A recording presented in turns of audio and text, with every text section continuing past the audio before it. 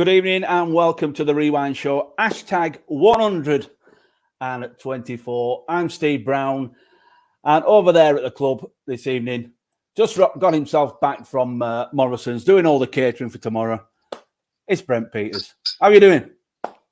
I'm all right, Steve, but we'll just correct there. I'm not doing no catering for tomorrow.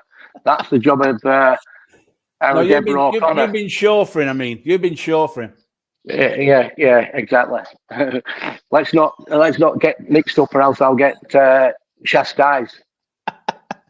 Anyway, mate, we always say, what kind of week you had? Well, let me tell you, last week, at the beginning of the week, I told you it was an horrendous week all the way through the week. And I was looking forward to Saturday. Nice trip to Blackpool, AFC Blackpool. Kind of thought, a ground I like to go to. Yep. Looking forward to the game. And then what unfolded just added to the shit crap week that I'd had. Right? That's the first thing. And to make matters worse, not a lot of people know this, but I've saved it for the show. I got back, and as I always do, I've obviously got Brian White in the car with me. I haven't eaten, so I've taken Brian White up, and I thought, right, I'll have a Chinese for my tea. Yeah. But the Chinese that I use doesn't accept debit cards or credit cards. Yeah, you've got to have cash only. So I went to an hole in the wall, and as I go to the hole in the wall to draw cash out, I had my cards with me. I put my card back in my wallet, and that was the last time that I saw my cards, and the last time I seen my driving license, the last time I seen the change card for what we get changed with, the last time I seen my bookers where we go to the cash and carry card. So it's been an absolute disaster from a week last Saturday all the way through to where we are today. So there you go. There I go.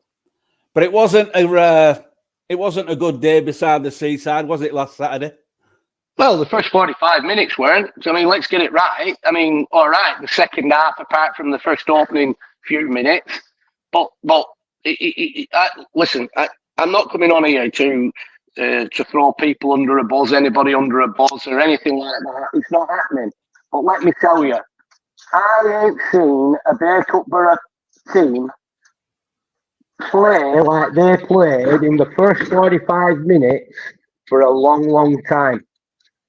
And it was basically everything that is opposite to what we instill in them all the time. Opposite. Yeah. A nice big pitch. You couldn't wish for a bigger facility, a big pitch. Nice big pitch. You'd think pitch was in decent condition. You'd think that it was made for plenty of space. You'd think it's made for our football, like we do. Passing, moving, switching play, which we're really, really good at. But I'm not being funny. I don't know. I think what's been happening, they've been training too many times at training and all had orange bibs on at training. Because all that seemed to happen in that first 45 minutes is we kept passing to an orange shirt. Yeah. You follow me? That's exactly what happened. We kept passing to an orange shirt. Couldn't believe it. What we're doing? It's like another thing is inside balls are outlawed. Now, when I mean inside balls, I don't mean a bounce off where there's a player within like arm's length of you on the inside. Yeah, you can link with him, not a problem. But when you're trying to play a 20-yard ball into the centre of the pitch, right, that's a dangerous ball to play because if you give it away, they're coming straight back at you down your throat. Well, the chances are it's going to get intercepted travelling that distance. Correct. So all things like that was happening. And then from back to front, it was like one player in particular were just launching the ball from back to front, which is not our game either. it was just an absolute car crash. It was horrendous. You know, and I'm not going to sit here and take anything away from AFC Blackpool. Listen, they're a team, and I'm not. Sometimes teams like AFC Blackpool at the minute epitomise what can happen in the Northwest Counties League if you're not switched on. And I used to say this a long time ago, right? This is a league, right, where in a lot of ways, if you're kind of you ain't gifted with ability, but you've got work rate and aggression and competitiveness in abundance. You can win the day. Right? You'll win the day. You can win the day. It's all about that. You know, you don't have to be a team full of technical players. You know, you can be blinking a thrown together team they'll chase everything down. You know, they'll work for each other. They'll support each other. They'll be aggressive and just honest. Honest play, right? And that's how I saw AFC Blackpool. But in all fairness, they should never, ever, ever. They should never have been able to lay a glove on us. No. But in that first 45 minutes, again, I always say it, and I say it every time. If your midfield is not on it, the team won't be on it. How do you expect a striker to score goals if he's not being fed correctly by the midfield? Unless the striker is exceptional talent, which we have got a couple of them lads in our armoury, right? That they can drop in, get on the ball, and make something happen themselves. Yeah, but by doing that, Brent, they're doubling up on what their roles and responsibilities are. They're doing the job of the midfielder, having to come deep and receive it. Well, correct. That's what I'm saying. The midfield weren't even at the races. They weren't at the races. I'm sorry. You know, and then they had and I'm not being disrespectful here, but they had this isn't trying to belittle anybody, but they have a big lad who actually they gave him the man of the match. I mean, I wouldn't have gave him the man of the match. The man of the match for me, for Blackpool, with a goalkeeper all ends up. Because in the second half, he kept them in the game. Let's have it right. He kept them in the game. But Blackpool themselves gave I don't know if it was called... John A, the captain. John A, yeah. Well, he just reminded me of Giant Haystack, the wrestler. Yeah. Right? Do you remember Giant Haystack, the wrestler? It was a big lad. He put big unit. He was like a good amateur footballer. Correct. But it was like we were intimidated by him. Nobody seemed to want to pick him up. No. And go near him and win a battle with him.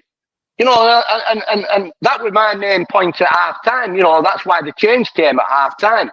You know, the change came at half time because, well, one of the reasons the change came at half time was because obviously something had to happen because we weren't at the races in terms of getting a grip of that midfield. We needed to get a grip of midfield. You know, if you're not getting a grip of the midfield, you're not going to win a game of football. So we needed to get a grip of that midfield. Now, somebody, I mean, I could have taken any one of our midfield players off, any one of them, because they were all of them not at the races. The issue was that at the end of the day, we were losing a game of football, right? So you look at it, and in that midfield on Saturday, I would say that out of the three players that we had in there, two of them was like kind of probably could be like playmakers, if you will unlock doors. The other player was like is like a muck and nettles that he'll win his battles, he'll get at them, good engine, you know, being committed, but obviously he's not really a door unlocker, if you will. You know, that's the situation. So I kind of made the decision that the player in question would have to come off, right? Because we were losing the game, it was important we kept them, even though they could have easily been dragged, it was important that they stayed on because obviously we needed creativity to get back into the game.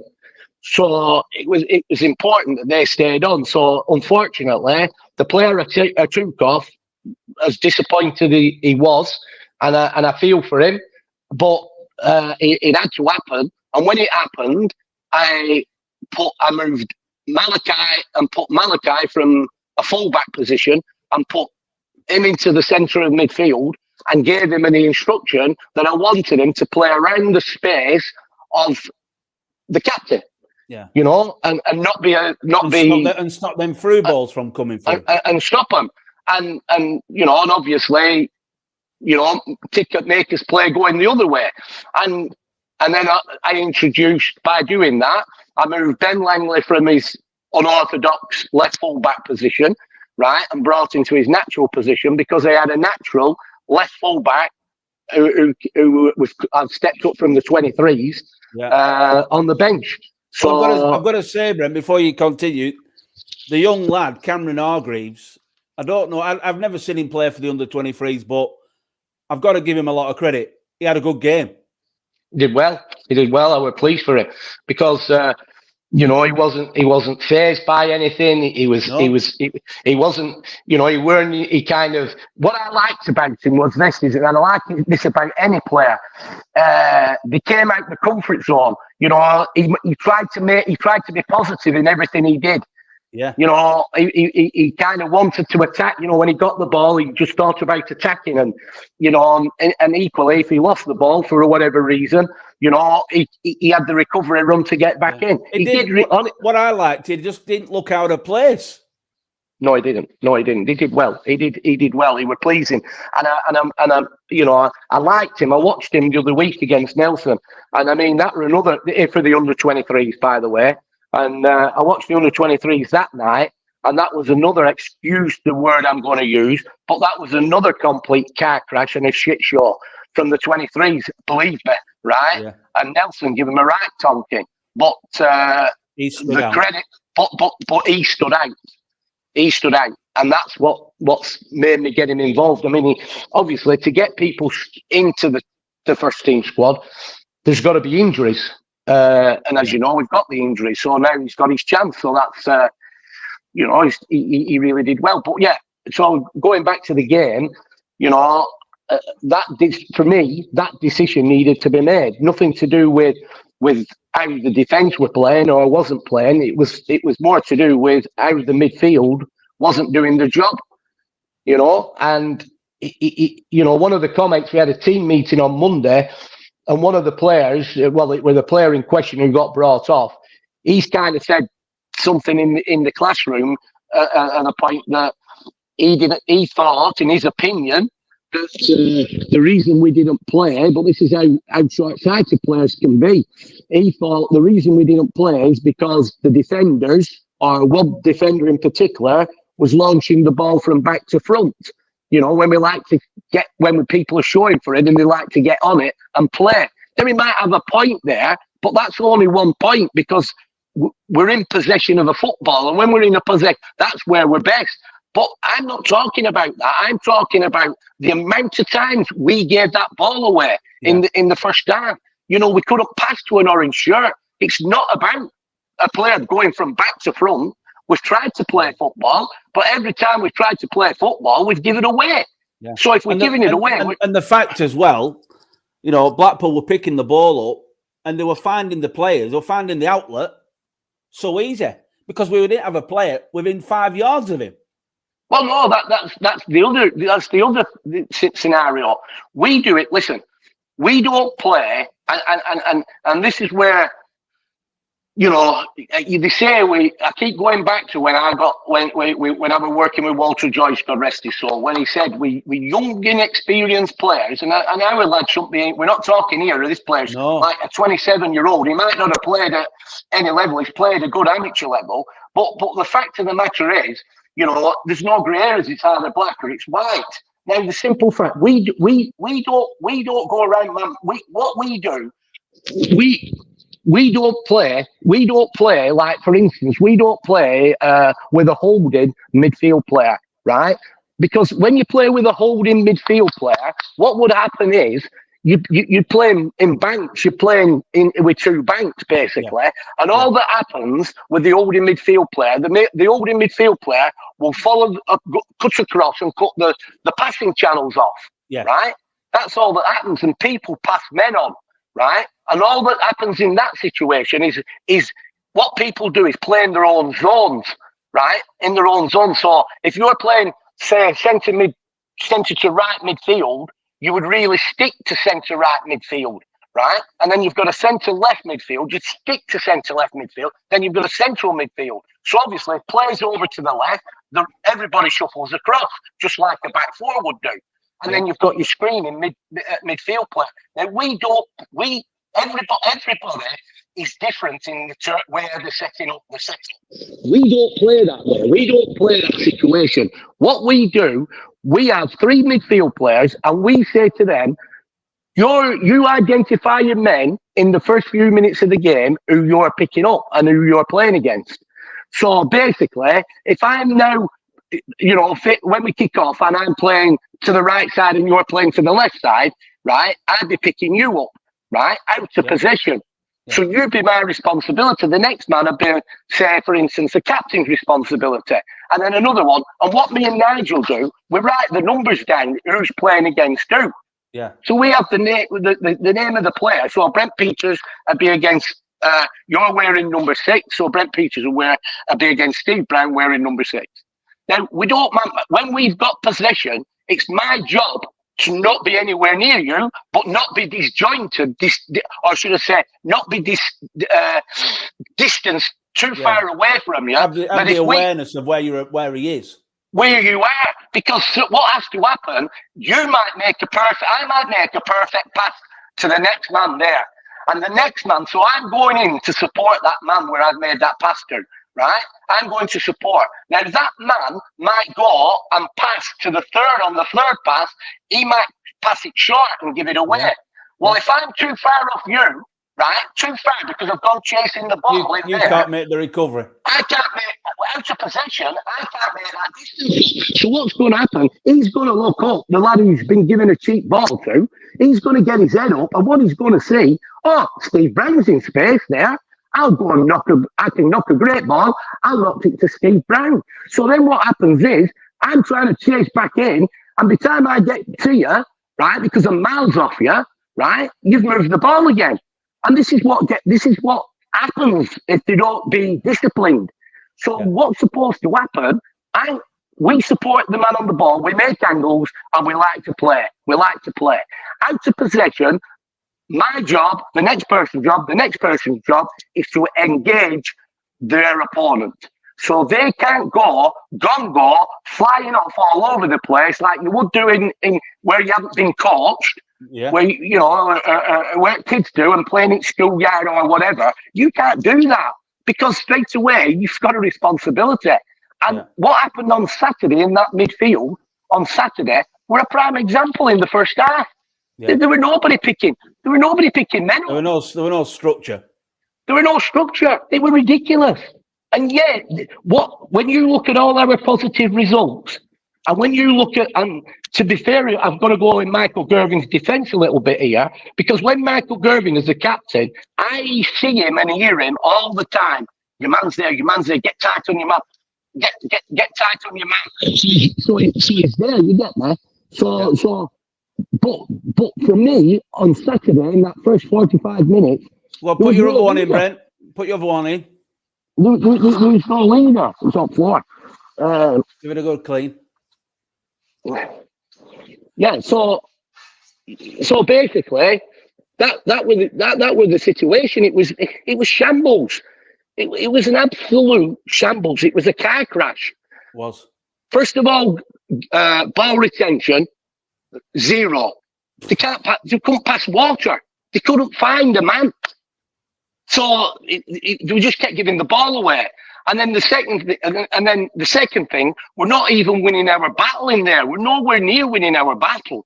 So at half time, something had to be done, and we were losing the game. We were unlucky not to go in at half time, as bad as it were, 0-0.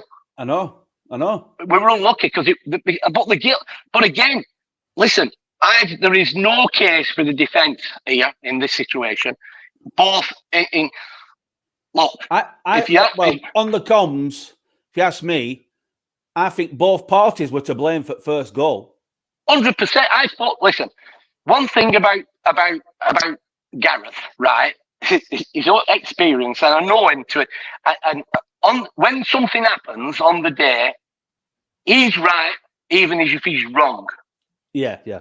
That is Gareth, right? You're never going to change. You'll never change a Gaz wager. It's not going to happen now, right? But he's right when he's wrong, right? So straight away, when that ball's bounced, and that one thing you'd never do is let a ball bounce. No way. Right? You never let a ball bounce. But when that ball bounced, right, then it were in their favour and they finished it, right? Now, what I'm trying to say here is, and when I spoke to Gareth on Monday, and we had, at first he was going to say, nah, I'm not having it. Then he backed off a bit because he knew, right? And he goes... Yeah, he had a chance to think about it over the weekend. Yeah, but he knew, right? And I think what's happened here is, and then this is listening to both, kind of, he's had a shout from the goalkeeper, which is caught. You know what Gareth's like? Gareth would put his foot through it. He wouldn't normally attack a ball. I was kind of amazed that he was like surprised that he never put it out for a corner. Yeah, exactly. It's not like him. So it's obviously all down to the shout that's come from his keeper, because the keeper can see everything. Now, from what I'm hearing, I've not heard a shout. Well, Gareth said there was a shout, but he was kind of like, I think he said Gareth was going to knock it away, right? But Gareth said that he thought the shout were edit back. So anyway, whatever the shout were, right? Whatever it were, it got Gareth in two minds. Yeah, I didn't know it could stick a twist.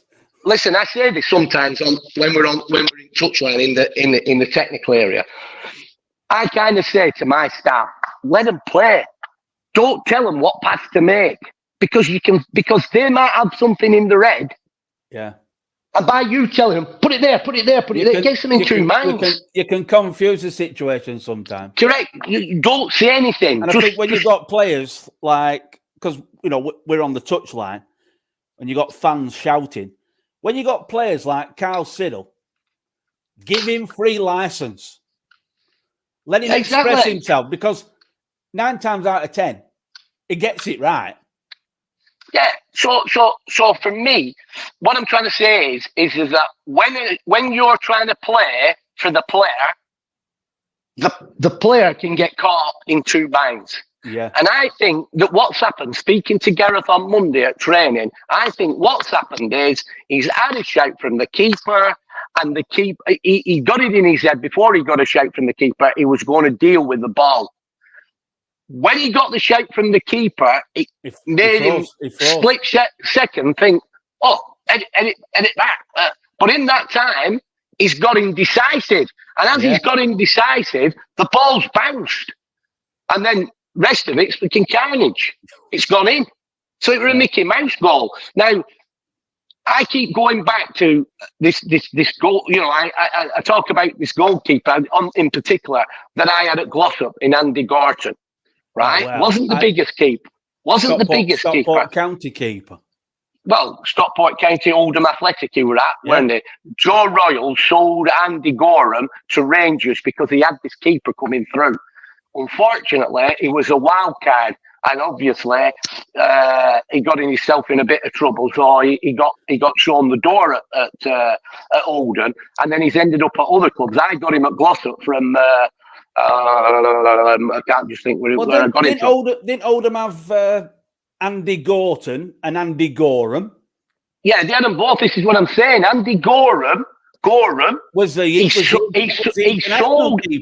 sold Andy Gorham to Rangers because he had Andy Gorton coming through. Who came in from Stockport or wherever it were. He had him in. He put him in. No, he was Oldham Athletic. He weren't Stockport. He went to Stockport after. Right. He wasn't that. He was Oldham Athletic, right? He was at Oldham Athletic, right?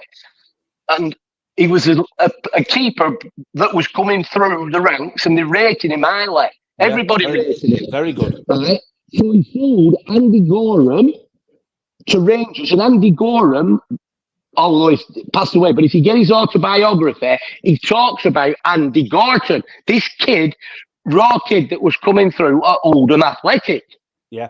Right? Now, what happened were Andy Gorton, right, was a wild card. This is what I'm trying to tell you, was a wild card, right? and he got himself in a bit of trouble while he were at Oldham, right? So Oldham kind of put him out and released, kind of, I won't say, put him out on loan as they do. So he kind of went to Stockport County when Danny Bagaro were there. That's right? It, yeah. Right, so when Danny Bagaro were there, he went to Stockport County. And then from Stockport County, right, because he went off the rails there, he ended up at a team down in, I'm just trying to think who it were now. Anyway, at Lincoln City. He ended up at Lincoln, right? That's where he ended up. And that's where I got him from, at Glossop, right? I got him from Lincoln City. He was under offer. They wanted money for him. Now, before I signed him, this is where I'll have to tell you this, Ken.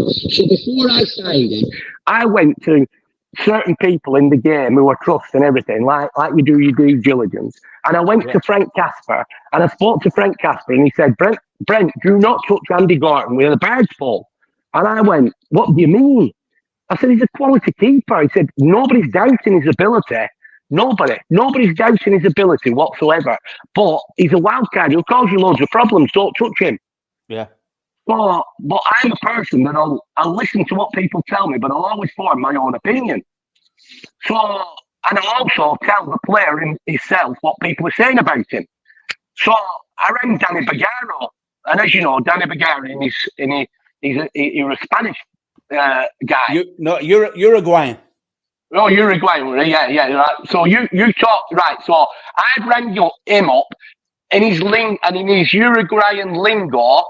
He's come out with his freaking comment to me, and he's gone, Brent, the guy doesn't deserve a football club. He's and I can't say the language, and he said, but basically he was saying, he said he don't deserve a football club. He said he's a loose cannon, and if you sign him, you deserve all you get, basically. Right, yeah. That's what he's telling me. Right, this was Danny Bagaro. So anyway, cut long story short. So in the end, I got him. I spoke to him. I got him in front of me, Andy Gorton, and I said, listen. The world and the dog out there are against you not because of your ability. Your ability is unquestionable.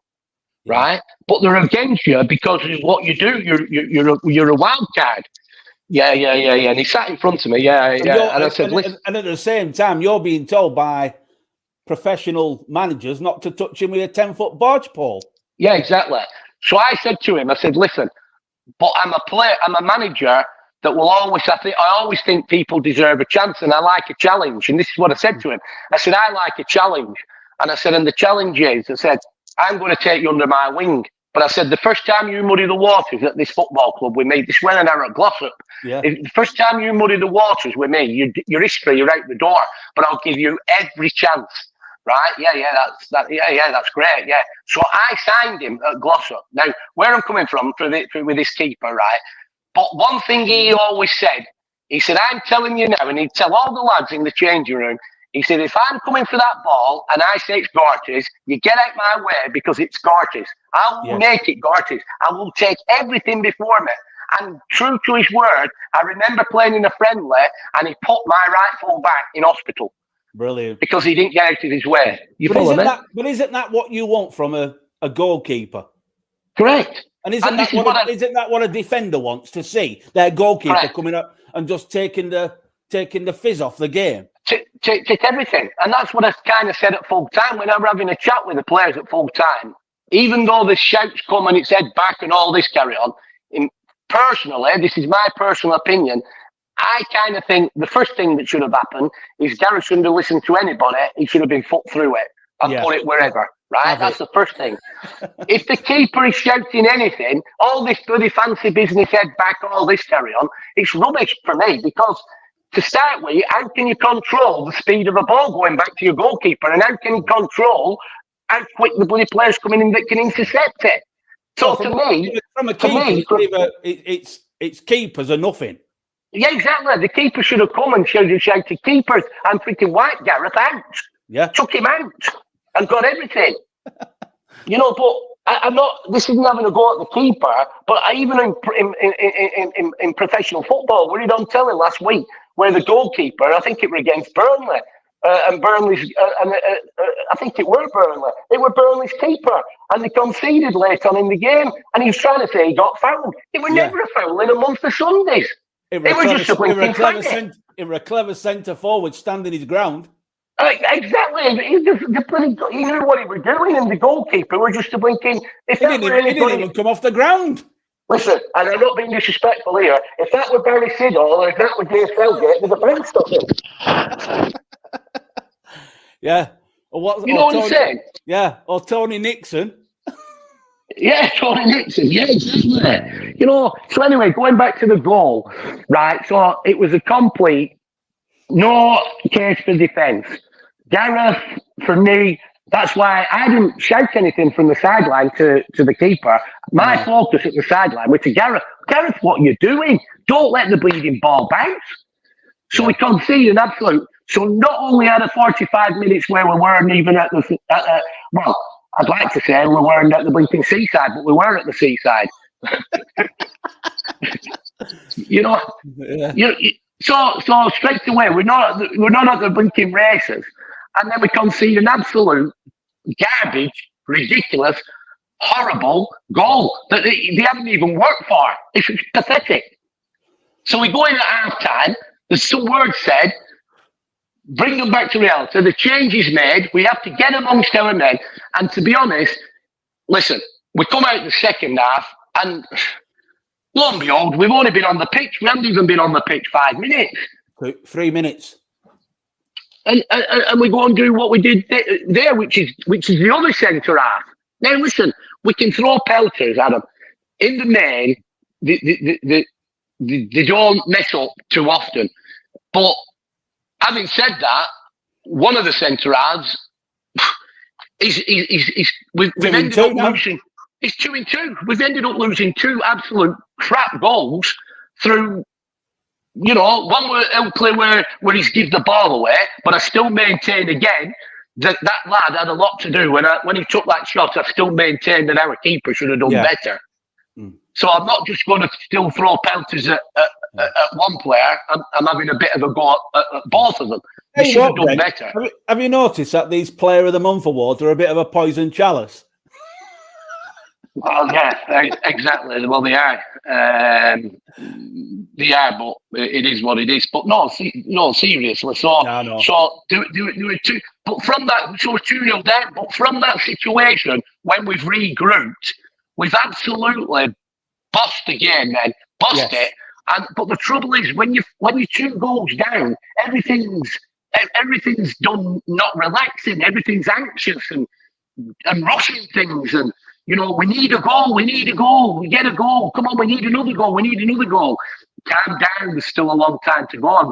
I kind of think that sometimes when you're chasing a game, these situations happen in your head mentally, where they're not relaxed. Everything's kind of a bit blurred rather than you're fully focused on passing the ball. Yeah, exactly. So after all that situation, I kind of think that we'd got a grip of it. And but listen, the disappointment for me is, and I've said it before. Let's come back to reality. I give this group. I know we've had injuries, so I'm not going to blame injuries. I know we've had injuries, which is to key players. But in retrospect, the injuries. I wouldn't say because Lewis Byrne has picked the baton up front and been doing the business. Really, the injuries haven't really affected us. No. They've not really hurt us. In what I'm trying to say. Now, when I this is what I have to come to now, and I'm being straight. And this is what I'm about, right? I'm being straight and I'm being honest. At the end of last season, they're on a high. This group got to 2 cup finals. Right, and had a good run in the FA Vars. We win a cup and we finished runners-up. But the runners-up game that we went to, it went to penalties and we lost on penalties. And we took a Premier League side to the wire. Right, can't get away from it. When they come back and start before they for the new season, their comments, right, their comments, even in the close season, some of the lads, the senior lads, contacted me and felt that they wanted another coach to come in to help and assist Dave Felgate, right? And watching Nigel Langley in action with the under-23s, what they've seen on the next, because we all train together, I kind of think they're angling for Nigel. They weren't angling for Dave to go. They were angling for another coach to be another body to assist Dave Felgate. And their words to me when they asked me about bringing another coach in was, we want to take the game to another level, and we want to progress ourselves, and we want to be, really coached, right? And by that, what I mean by really coached is what Nigel does. And he does it well, where he breaks everything down. So he breaks your position down, right? He breaks your position down, and then he'll tell you, the basics, and then work on the basics of what your responsibility is. So you're kind of bringing kind of game scenarios into training sessions. Yeah, exactly, game scenarios. I mean, I don't know if you noticed it last night when Man City scored off a free kick that were obviously well worked on the training ground. The second one. And Pep immediately, because Pep won't have done that, because at Man City they'll have set piece coaches. I saw what just work. So Pep runs up into the stand and picks him out and applauds him. Yeah. And exactly. That's what it's all about, and this is what's happening in modern football, where you'll get a striker coaching and he'll work with the strikers, and help them in the game. So anyway, this is kind of what we're kind of said at the start or in the close season, and the other thing that we said, we want to give it a good go because we feel that with a good chance we can win this league, and we'll give it a good go to win the league.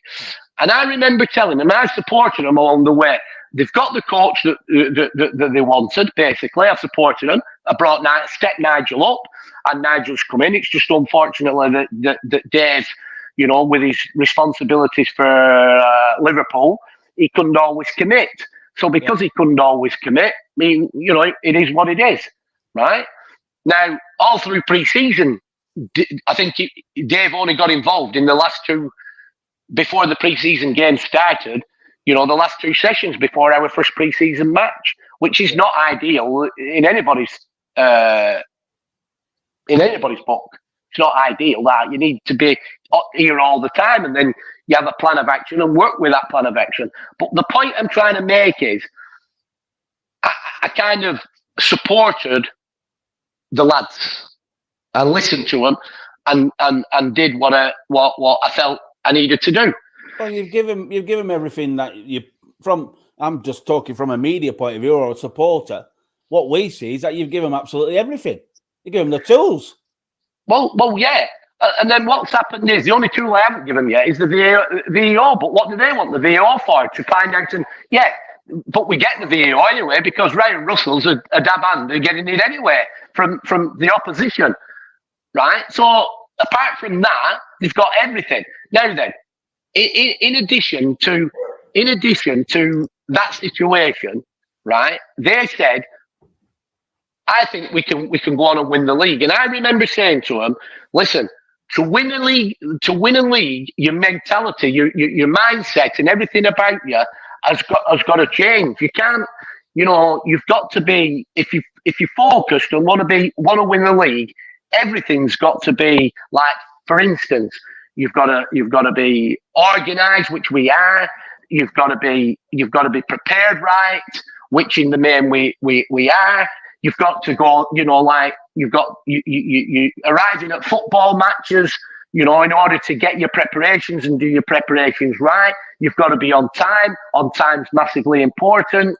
You've got to be able to play high intense games because remember, when you're the top of the league, right, you're there to be knocked down. So every game you play is basically more than a cup final. Yeah. You've got to be on top of your game, and you've got to be on top of your game not only on the Saturday, if you've got a midweek on the Tuesday, you've got to be on top of your game again. And you've got to mix that with your work. And you've got to be so mentally and physically, you've got to be tuned in.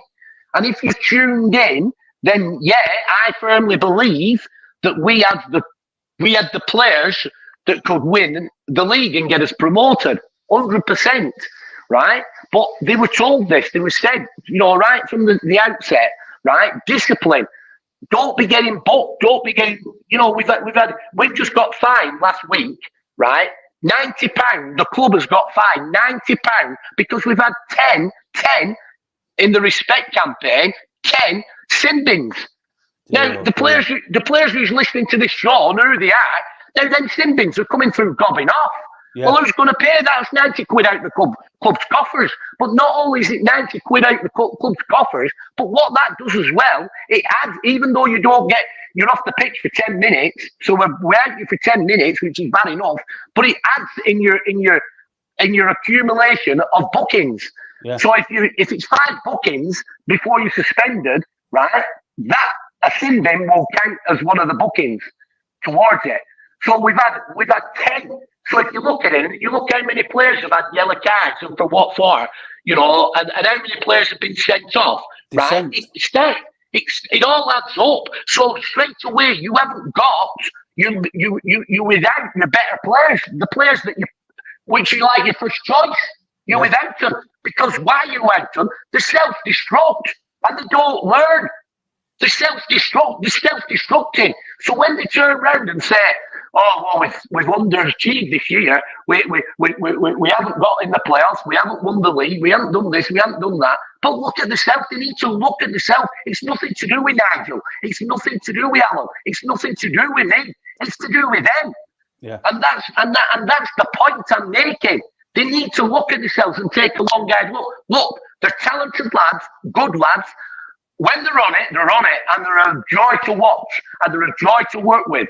But they're kind of off the scale with her. And I'm not just talking about their indiscipline on the pitch. I'm talking about even their indiscipline off the pitch. How can a player arrive, right? The meeting time is 1:15, right? I always give them 1:15, right? 1:15.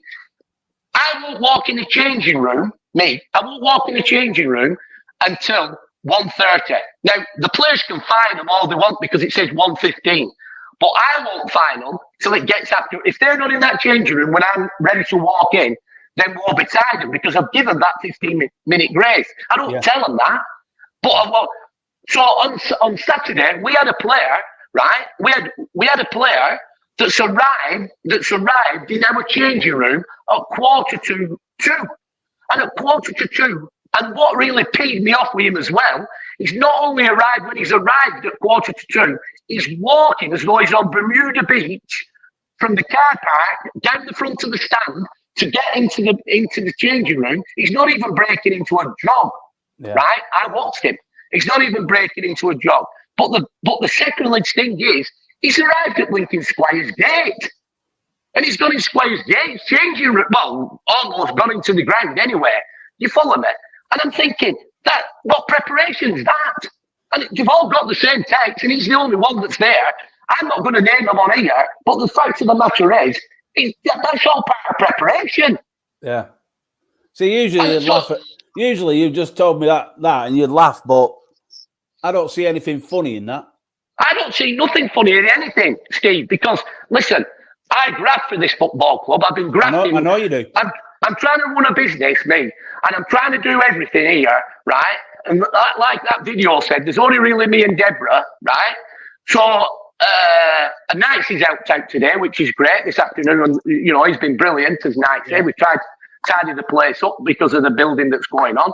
So, fantastic. But, listen, I take it serious, and I say to everybody, whether it's my staff on that's coming in as a coach, or whether it's anybody that's coming in to sell the programmes or do anything. I sit them down. I'm like Fergie Factor. I sit them down. I tell them about the club. I tell them what I expect. And I tell them that I run this football club, right, on a template of a football league club with very little money, basically. Right? That's how I do it. You've worked here 5 years. You know exactly how I work. So I tell the players as well when they sign.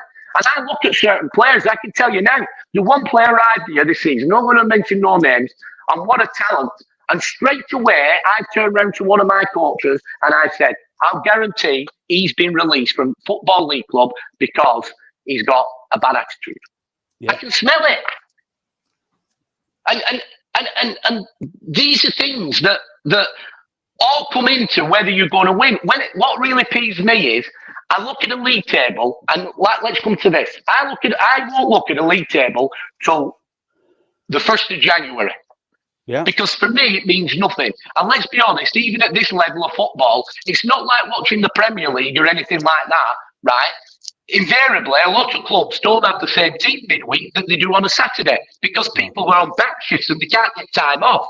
So they have a different team during the week than what they do on a Saturday. So it's kind of going watching a team and seeing how they do this. You're not going to get a fair reflection. You don't get a fair reflection, right? Now then, this is my point, right? So the fact of the matter is,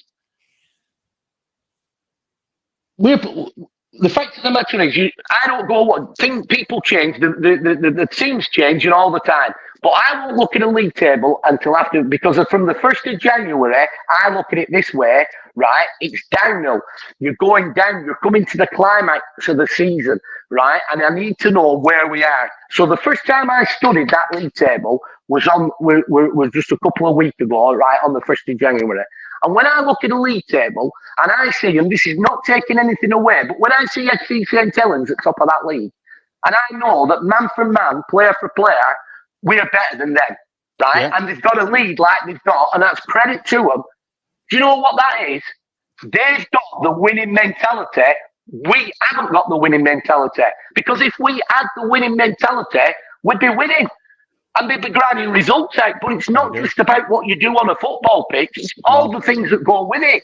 It's your discipline. Like build up to the day of the game. But exactly. It's all to do with that. And it really it's like somebody squeezing between my legs and really squeezing out, because it really gets to me. And I've looked and I think, I can't believe that these players are kind of underachieving. And then I look at the stats. It's made me look at the stats, right? Now, they don't make good reading, don't the stats. And last week in the changing room, I blew the stats out. I blew them out of the water, right? But I'm going to tell you, everybody in a team should be contributing in the goals a little bit. Now, when I go through this, it's sort of reading. I'm going to midfield, right? I'll go through them. Michael Gervin has had 28 appearances. He scored 2 goals. Yeah, put your earbuds in. Just squeeze them in there, Brent. So, Michael Gervin, 28 appearances, 2 goals, right? Conor Morris, 18 appearances and come in with 6 goals. Ben Thompson has come in, he's had 21 appearances and come in with 0 goals. Callum Hewitt has come in with 15 appearances and he's come in with 0 goals. Brad Hancock, who's, to be fair to him, has played in defence as well as midfield, but he's been out injured.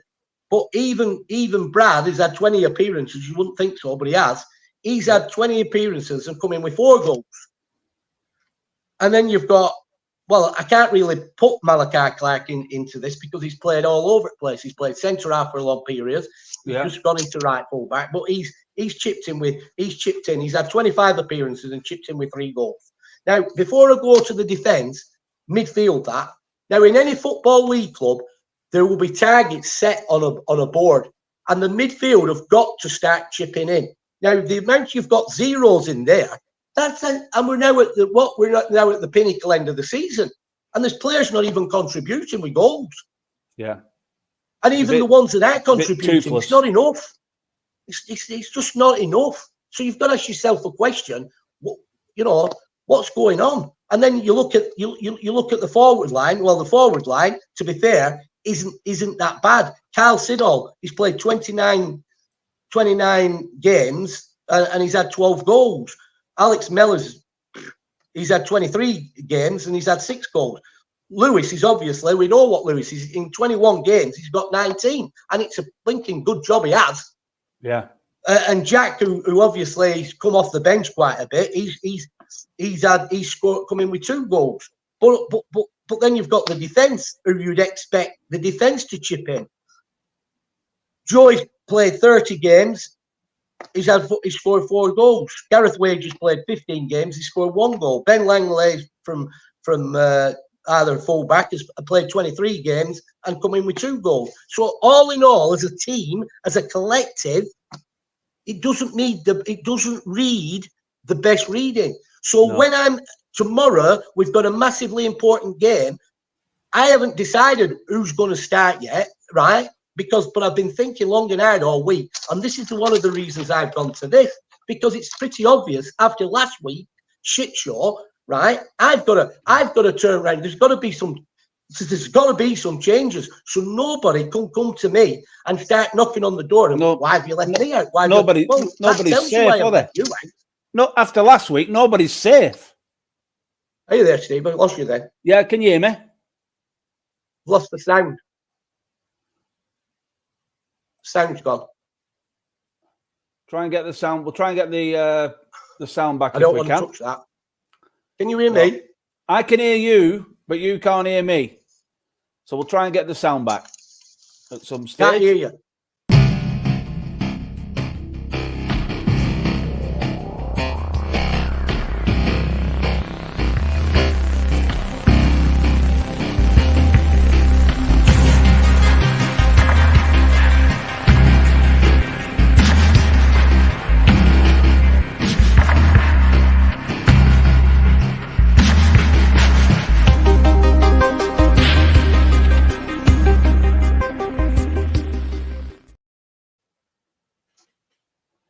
Going to see if we can try and get Brent back.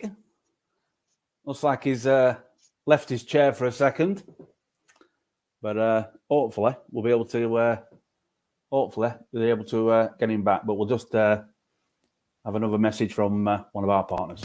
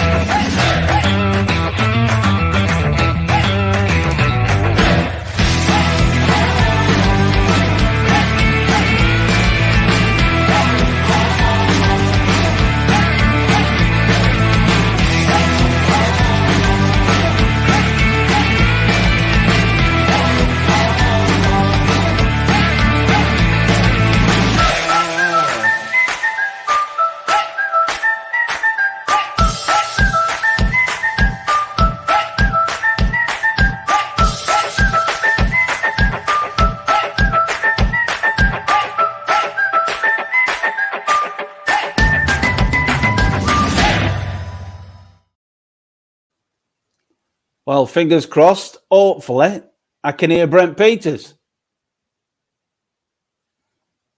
Yes or no? Speak. Hello? Hello? Can't hear. Can't hear you. Switch it off and come back in. We are live. So try going out. So he has he's left us briefly, but hopefully Brent will be back with us. Shortly. Do apologise for that.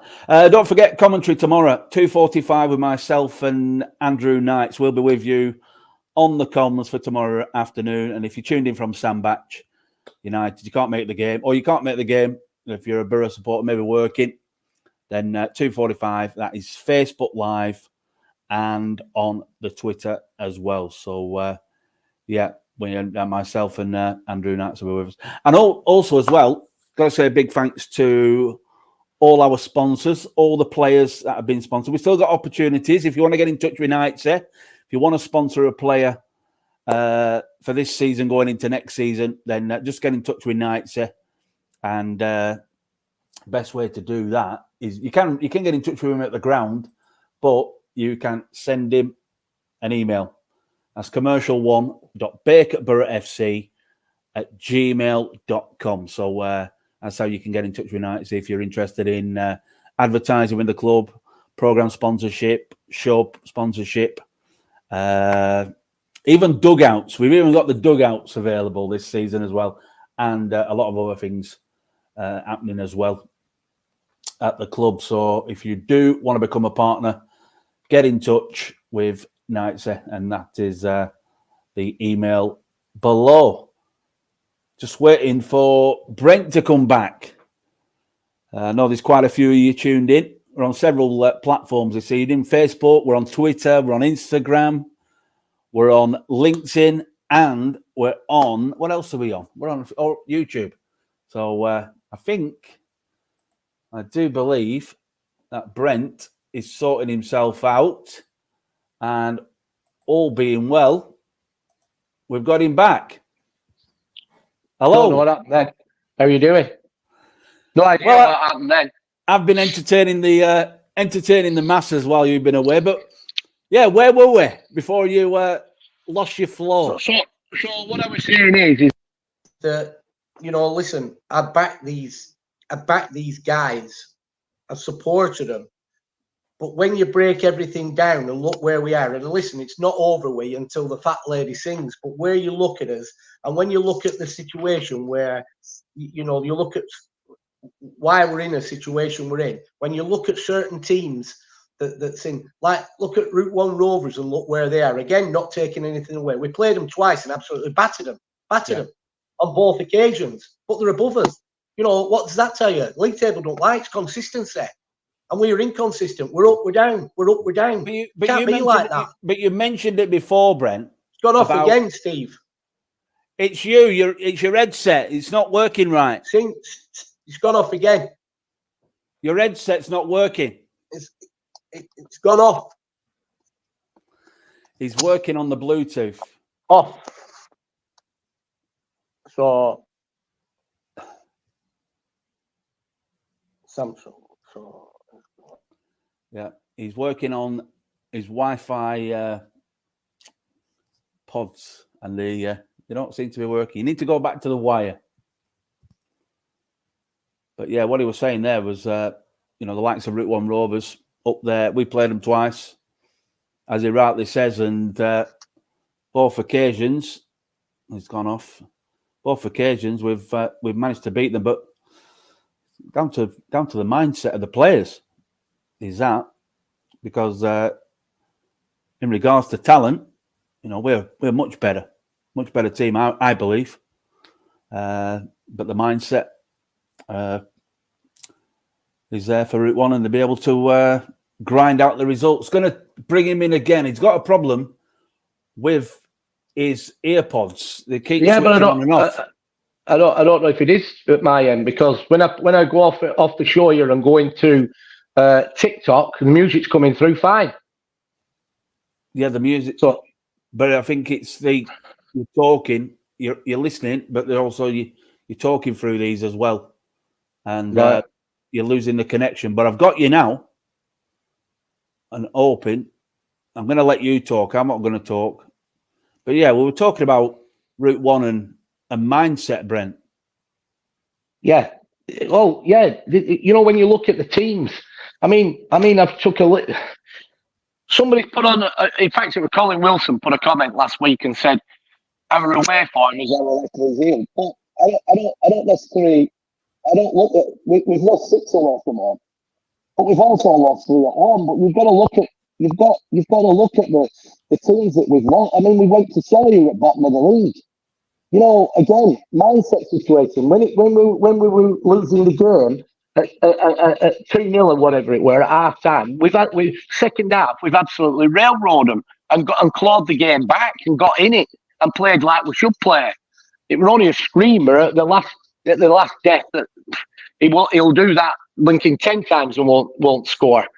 You know what I mean? But it's not good enough, is it? And then when you think about what happened at Uxton Villa, you know, in that first opening, whatever it was, 7 or 8 minutes.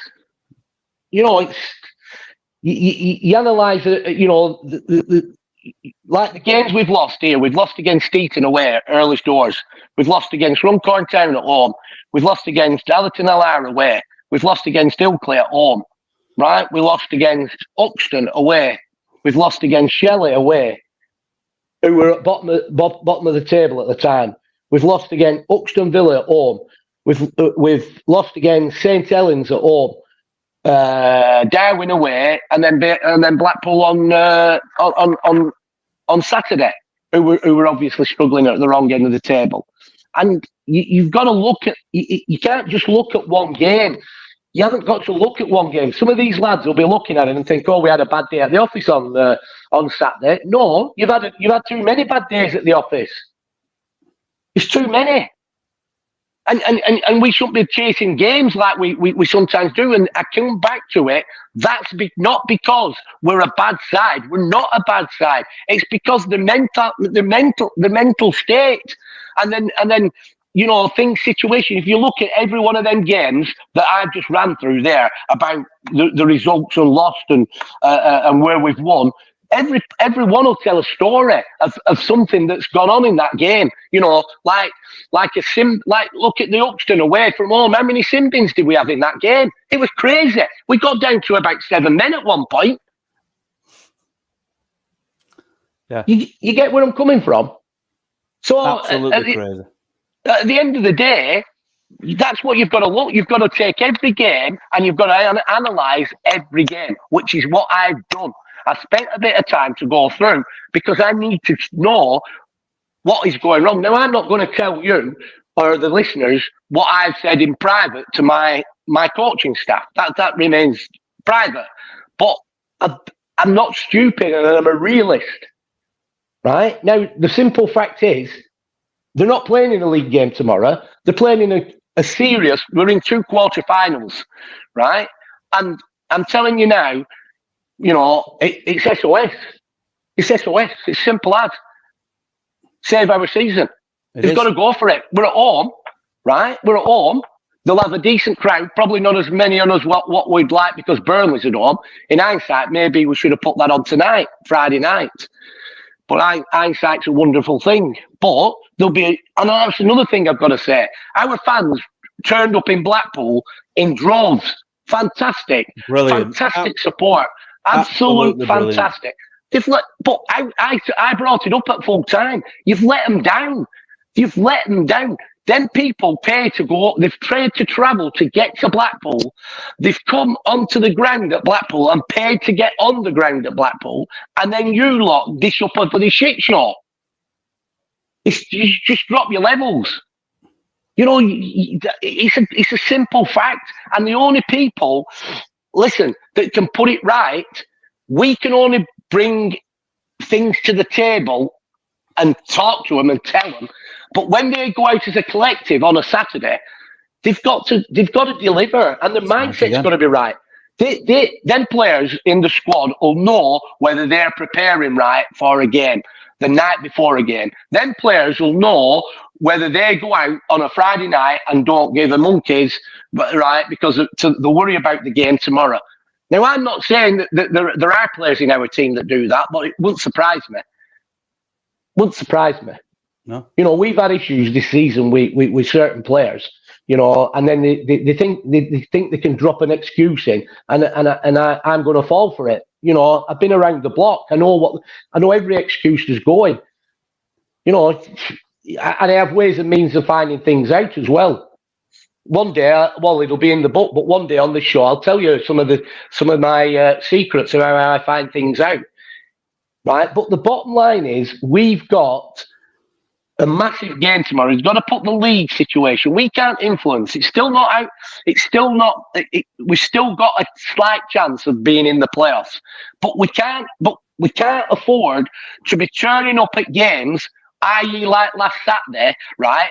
We can't afford to turn up at a game late. We can't afford to turn up at the wrong ground. We can't afford not to prepare ourselves right mentally and physically, and we can't afford not to start a game like we should be starting a game, right? And having to chase a game when obviously the opposition have got the noses in front. Then things should not be happening. You know, it's all the package. This is not amateur football. This is not racking up on blinking, you know, I don't know, mile pits. You know, some of them will probably have a better mindset than some of ours at the minute. But it's a league where you can't go through the motions. You can't. You'll get found out. And it just proves that a team that, on paper, that player for player, are not as good as our players, player for player. And as a team collectively, they're not as good. But it's like anything else. If your team does not turn up, and doesn't prepare right and don't execute when they go into a game of football, then that team that's got everything to play for, right? Everything, because they don't want Blackpool to go down and they're fighting for their lives, you're going to get caught cold. Yeah. And that's exactly what's happened. Other players are being brought in from West Lancs League, getting a chance to play at North West Counties and taking it with both hands. Yeah. But I just come back to the conversation we had about when they said, we'll give it a go, we want to win this league. I don't think they would have had a better chance than this season to win that league. This is no disrespect, and we've mentioned it, if you're looking at Route 1 Rovers, above you in that league, as a player, you should be sick as a parrot. Honestly. When I looked at that league table and I saw the teams that were up there, right? The teams that were up there, I'm thinking, wow, you know. And I mean, you analyse. Listen, I'm not going to break the games down and what happened in the games, but when you start to get, let's look at FC St Helens. We lost against them here. Now you know that game was over with in the first probably 15 minutes. That hinged on in a lot of ways on a refereeing decision, a linesman's decision. Right, that's what it hinged on. If they scored and then they got a quick penalty. Now, I'm not here to bleat about referees or linesmen or anything. It's par for the course. Is that you've got to accept that. It's how you deal with it. You know, it's how you deal with the situation. How do you bounce back from that?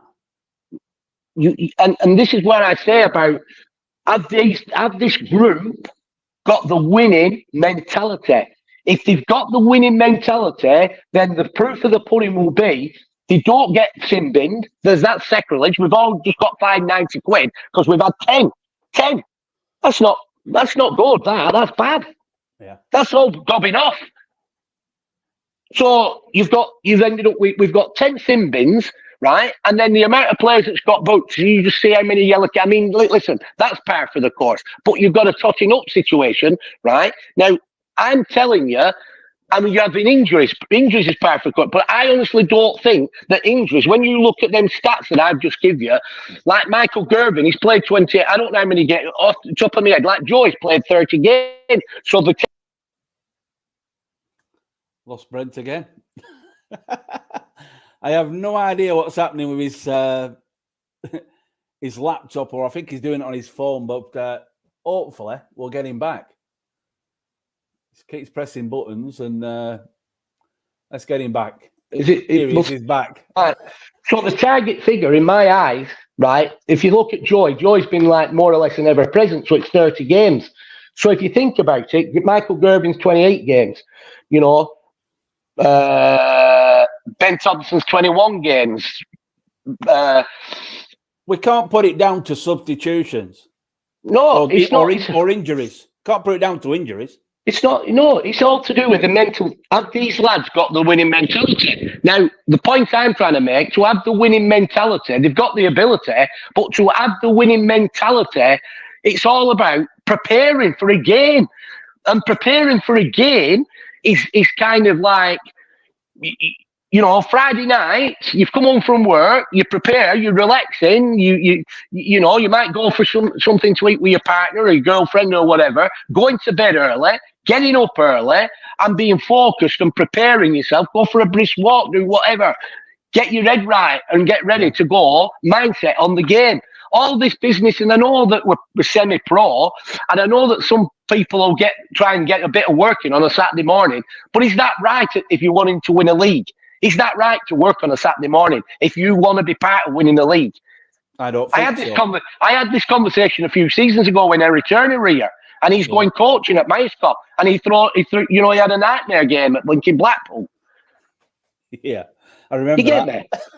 And I'm thinking, well, it's all down to preparations. How can your mind be right when you're doing some coaching and then you're rushing to get to your game? You're not even settled down. You're not calm. You're not too. And then you go into the game and you're all over the place. Well, you know for a fact, you know, you've said it before and we've spoke about it. If you're playing a cup final, like tomorrow, we're in a quarter final of a cup we're defending. You're going to be prepared the best way. You're not going to be doing a bit of overtime at work. Your morning's going to be, you know, kind of getting your mind ready on the game. If you were traveling away to play a final or a semi-final, you won't be doing hours at work in the morning. Well, this is what, this is what I'm saying. To win, I'm on about winning a league now. If you want to be at a club, because don't forget, these players, you know, they get their expense, they get paid. So if you want to be in a club, you've got to be mentally switched on. You've got to be prepared, right? It's a consistency. You've got to be, and I just don't think, you know, and the league table. Let's be honest. I mean, listen, it was great when people open a paper up and they look at the league table. Oh, Bacup are doing well, the third, but no, read it. It tells you a tale. Yeah. The games we've played compared to everyone else. Yeah, correct. So it's a false position. In kind of a way when they play catch up and start winning, right? So I come back to this again. I don't look at the league table, but when I did, I kind of weren't right. It don't make good reading. No, I weren't happy with what I saw. And I put it down to. That's what I put it down to. Have these as a collective got that winning mentality?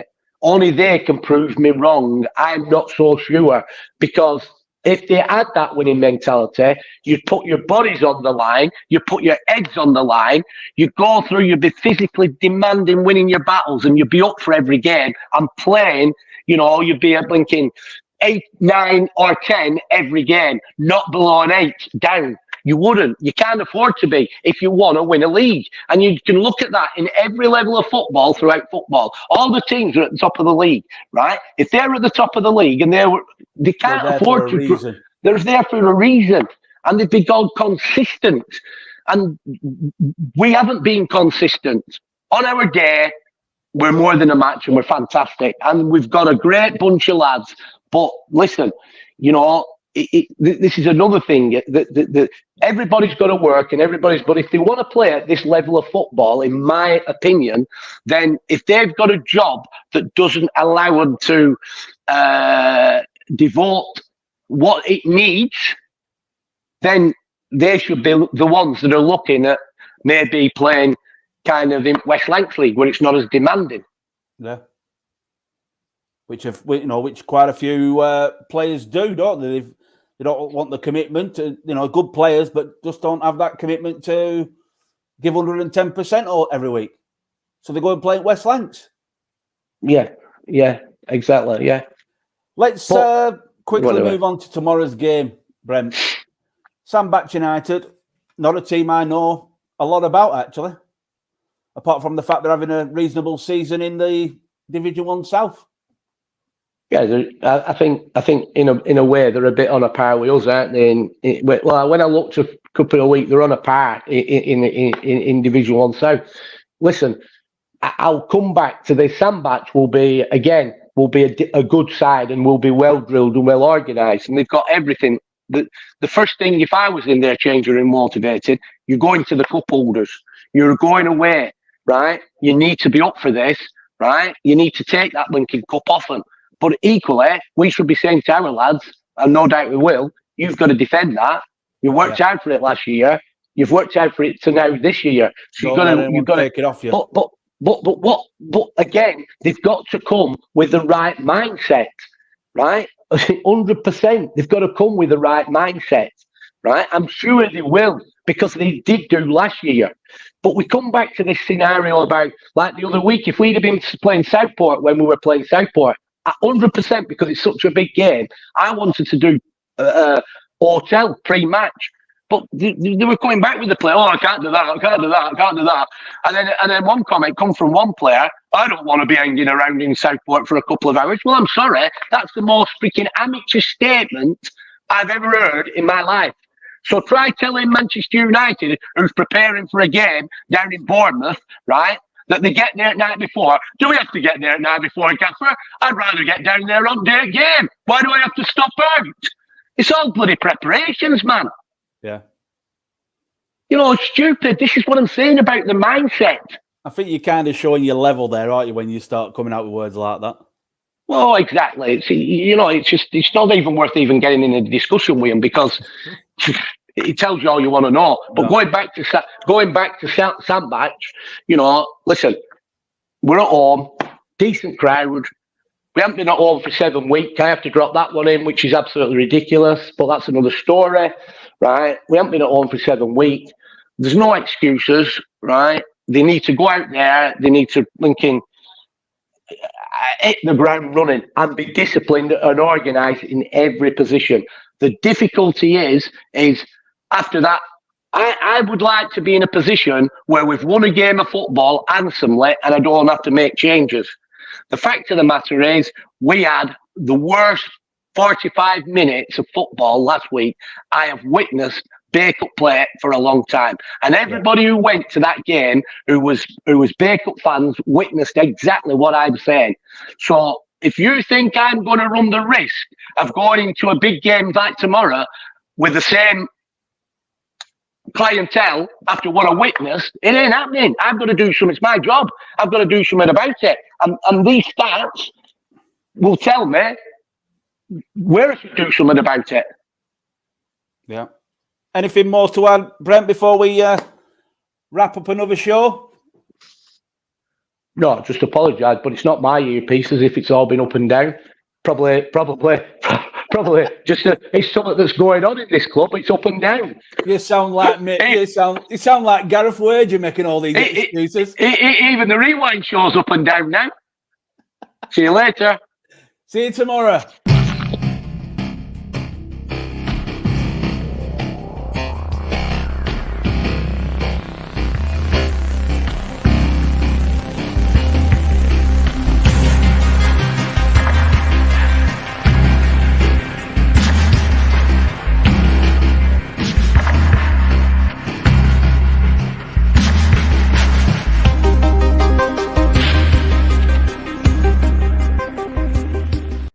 Welcome to Bacup Borough Football Club. I'm Andrew Knights, Head of Business Development. Over the last 18 months, both myself and our fantastic media team have been working hand in glove, building up crucial relationships between the business sector in Bacup, Rosendale and beyond to link them with the club and get some much needed investment into Bacup Borough Football Club. With over 50 businesses now involved in Bacup Borough Football Club, that's fantastic, but we would like you and your business to come and join us on our journey. We have lots of exciting packages available to suit both your company's budget and your needs. So what platforms do we have here at Bacup Borough Football Club for your business? We have the live rewind show every Friday with Steve Brown, our head of media, and our manager up for over 25 years, Brent Peters. We also have every game home and away live through our Facebook platform, brought to you again by Bacup Borough Media team. We have banners, pitch side boards, website hyperlinks and programme adverts. These are all things that will promote your business through the football club. We also, for this season, have a very exciting new edition where we're offering match day hospitality. Packages are available, please get in touch. So if you like the sound of us from what you've seen today in this short video, then please get in touch. You can come and meet us, you can come have a look around our facilities and meet the staff, or likewise we can always organise a meeting to come and visit you. On behalf of myself, Andrew Knight and everyone connected with Bacup Borough Football Club, thank you for listening to this short video and fingers crossed we'll see you all soon.